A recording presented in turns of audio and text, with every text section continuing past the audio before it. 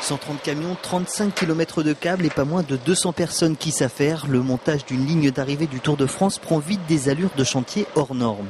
Ici, pour la première arrivée de la Grande Boucle 2011, le Mont des Alouettes est confié à Jean-Louis Pagès, directeur des sites du Tour de France, un expert en la matière puisqu'il a à son actif 28 éditions, une routine ou presque. J'allais vous dire, ça s'organise comme tous les jours en fait, mais c'est un travail de longue haleine parce qu'il y a une préparation qui est importante évidemment. Aujourd'hui en fait, ça n'est que la réalisation de ce qui a été préparé en amont, donc pas de souci majeur et en plus on travaille avec le soleil.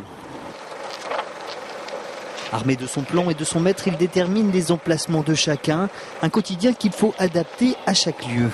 La difficulté en fait, c'est qu'on est en situation un petit peu vallonnée, donc on est au sommet du Mont des Alouettes. On n'est pas en montagne évidemment, mais on est sur un point haut.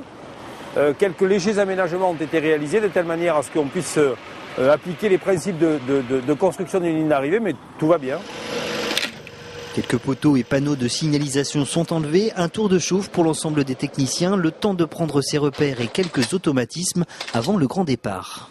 Aujourd'hui, nous on est là pour sécuriser un peu toute la zone technique, donc on met des barrières hautes un peu tout autour de cette zone. Pour l'instant ça va, c'est la mise en place, mais ça va être dur je pense au bout de quelques semaines.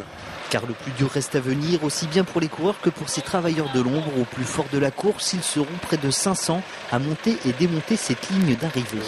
La première mise en place de la première étape du Tour, on a un laps de temps qui est beaucoup plus important que quotidiennement. C'est-à-dire qu'on met en place aujourd'hui à partir du jeudi matin, alors que dès samedi soir, nous allons démonter ces installations et les mettre en place aux Essarts, mais dans la nuit.